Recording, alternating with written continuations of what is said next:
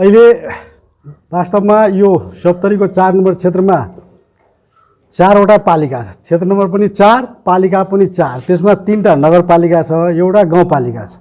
यो आर्थिक वर्ष 76-77 को हेर्दाखेरि चैत 11 गतेदेखि विश्वव्यापी कोभिड-19 को जुन महामारी सुरु भयो त्यसपछि नेपाल सरकारले लकडाउन गरे।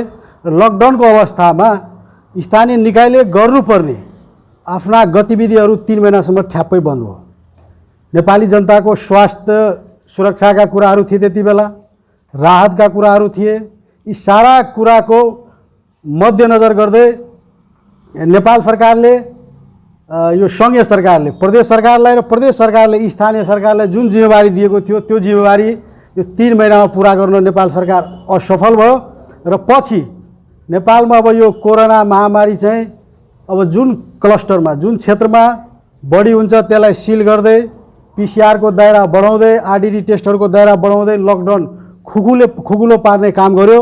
र असाढे खेती अहिले नेपाल सरकारले असार मसानसम्मलाई लकडाउन खुकुलो पारेर एउटा असाढे खेती गर्यो। र त्यति बेला कोरोना व्यवस्थापनको नाममा कोरोना नियन्त्रणको नाममा संघीय सरकारदेखि लिएर प्रदेश सरकार र प्रदेश सरकारदेखि लिएर स्थानीय सरकारले करोडौंको भ्रम लुट गरे।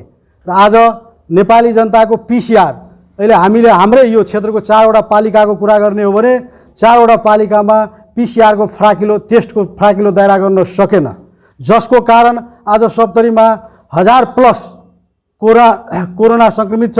र यो खडक नगरपालिकामा जुन ठाउँमा मेरो घर छ, म जुन ठाउँमा बसोबास गरिरहेको छु त्यो ठाउँको वडा नम्बर 10 मा कम्युनिटीमा पनि ट्रान्समिसन भइसकेको अवस्था र त्यसलाई पनि व्यवस्थापन गर्न नसक्ने, सिल गर्न नसक्ने, योसँग जोडिएको बोधे वर्षा नगरपालिका झन् त्यहाँ अस्तव्यस्त भएको अवस्था।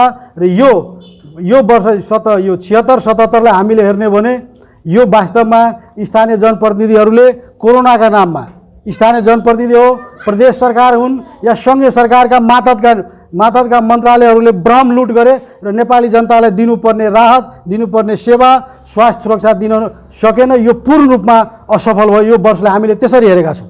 तपाईले भन्नुभयो भ्रम लुट भयो, विपक्षी दलको नाताले तपाईहरु त केही बोल्नु भएन त्यति बेला। एकदम हामीले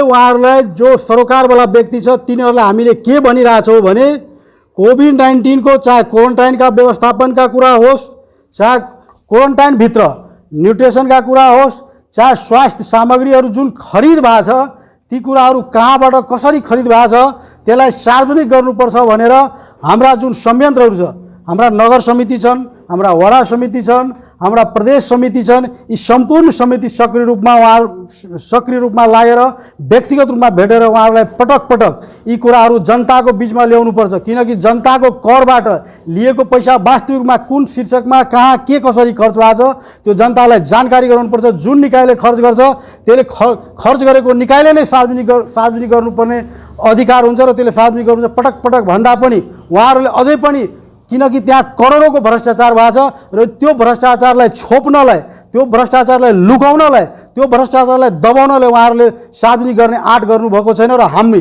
लागेका छौँ, हाम्रा साथीहरू पनि नगर समितिदेखि लिएर प्रदेश समिति पनि सक्रिय रूपमा लागेका छन्।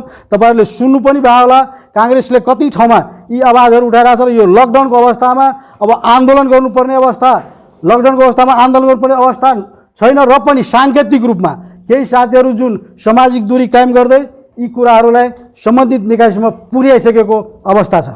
तपाईले करोडौंको भ्रष्टाचारको कुरा गर्नु भएको छ, आधार प्रमाण के छ तपाईसँग? यसको आधार प्रमाण खरिद प्रक्रिया नै हो। उहाँहरूले जुन खरिद प्रक्रिया, उहाँहरूले जुन व्यवस्थापनका प्रक्रिया गर्नुभएको छ त्यो आपतकालीन प्रक्रिया प्रयोग गर्नुभएको छ। उहाँहरूले कुनै ठाउँमा कोटेसन, कुनै ठाउँमा टेन्डर केही गर्नुभएको छैन। जुन औषधिको 2 रुपियाँ पर्छ, जुन सेनिटाइजरको 10 रुपियाँ पर्छ त्यस्तालाई 60 रुपियाँ मूल्यमा खरिद गरेको छ। जुन पीसीआर को स्टिकहरू जुन 200 मा पाउँछ त्यसको 468 रुपियाँको बिल बनाएका छ तिनीहरूले बिल बनाएका छन्। जुन न्युट्रिसन क्वारेन्टाइनमा भएपछि 200 को खुवाउनुपर्छ त्यो ठाउँमा उनीहरूले 50 रुपियाँ खुवाएर त्यहाँ पनि 150 को घोटाला गरेको अवस्था छ।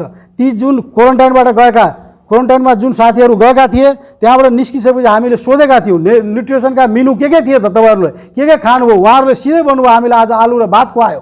त्यस्तो खुवाएको हो र हो भन्यो। आलु र भात न्युट्रिसनको मेनुमा थिएन, तर न्युट्रिसनको मेनु अनुसार उहाँहरूले पेमेन्ट पाइसक्नु भएको छ। यी इभिडेन्सहरू भ्रष्टाचारका चरम प्रमाणको रूपमा हामीले लिन सक्छौँ।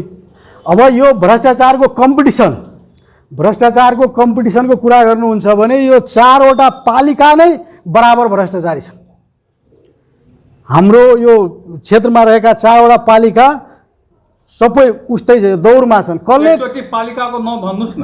यो पालिकाहरू अब यो खडक नगरपालिका, बोधे वर्षाई नगरपालिका, सुरुङ्गा नगरपालिका, ब्लानबिहुल गाउँपालिका, यी सब दौरमा छन्। को कति खाने, कसले कुन शीर्षकमा खाने। जबकि त्यो स्वास्थ्य शाखासँग सरोकार भएका विषयहरू छन्। स्वास्थ्य शाखा सबभन्दा अहिले भ्रष्ट भनेको स्वास्थ्य शाखा। अहिले जनप्रतिनिधिहरू स्वास्थ्य सम्बन्धी त्यति कुरा थाहा नभए पनि स्वास्थ्य, यसमा केही पालिकामा त तपाईँकै पार्टीको बहुमत रहेछ नि त? हो, हाम्रो पार्टीको बहुमत भए पनि, बहुमत भन्दा पनि हाम्रो पार्टीको सहभागिता, हाम्रो पार्टी त्यो स्थानीय सरकारको सहभागिता छन्। बहुमत त भन्नुभन्दा पनि त्यहाँ सहभागिता छ। हाम्रो पार्टीको पनि प्रतिनिधित्व भएको छ, नभएको होइन। हाम्रो पार्टीको साथीहरूले विरोध गर्दाखेरि उनीहरू बहुमतीय पद्धतिबाट पनि कार्यपालिकाबाट कति कुरा निर्णय गरेको अवस्था छ।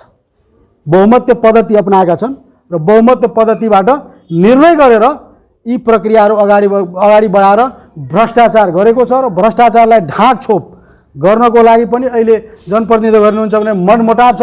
र अहिले जुन अवस्थामा हामी गइरहेका छौँ, अहिले विश्व नै महामारीको अवस्था छ, कोरोना विश्वलाई नै खाइसकेको अवस्थामा जुन बेला हामीलाई स्वास्थ्य सुरक्षाको ग्यारेन्टीका कुरा थियो त्यो बेला भएन। र अहिले भएको बेलामा स्थानीय सरकारले एउटा मास्क, एउटा साबुन पनि दिन नसक्ने अवस्था हो।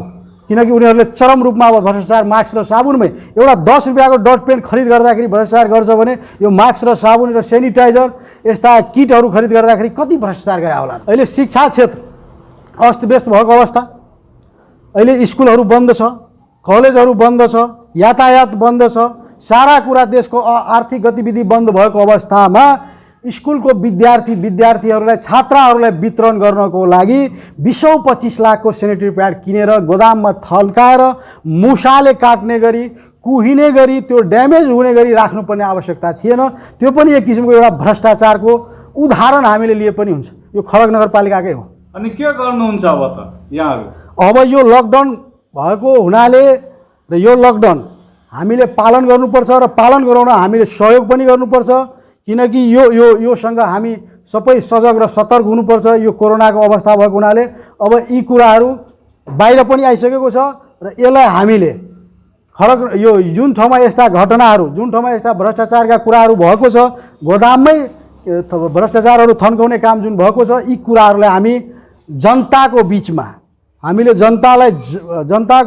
हामीले यसलाई जनतालाई जानकारी गराउने गरी हामी यो कुरालाई, यो लकडाउन अलिकति खुकुलो भएपछि यसलाई अगाडि बढाउँछौँ। र यस्तो कुरामा जो भ्रष्टाचारी छ त्यसलाई कारबाही हुनुपर्छ भने हाम्रो जोरदार माग हुन्छ। भ्रष्टाचार हेर्ने निकायहरू जस्तो जिल्लामा हामीले जिल्ला प्रशासन कार्यालयले हेर्छ, अब अख्तियार दुरुपयोग अनुसन्धान आयोग छ, यस्ता निकायहरूले पनि यो विषयमा चासो लिनुपर्छ। र यी निकायहरू छिटोभन्दा छिटो यही मिडिया मार्फत म आग्रह गर्न चाहन्छु, उहाँहरू यो छिटोभन्दा छिटो जुन छ यो अपरेसन सुरु गरोस्। यो 4वटा पालिकामा कोभिड-19 को नाममा जुन भ्रष्टाचार भएको छ त्यसलाई पर्दाफास गर्दै जो भ्रष्टाचारी छ त्यसलाई विधिको शासन, यो सुशासन कायम गर्दै यो कानुनी दायरामा ल्याउनुपर्छ भने म जोरदार माग पनि गर्न चाहन्छु।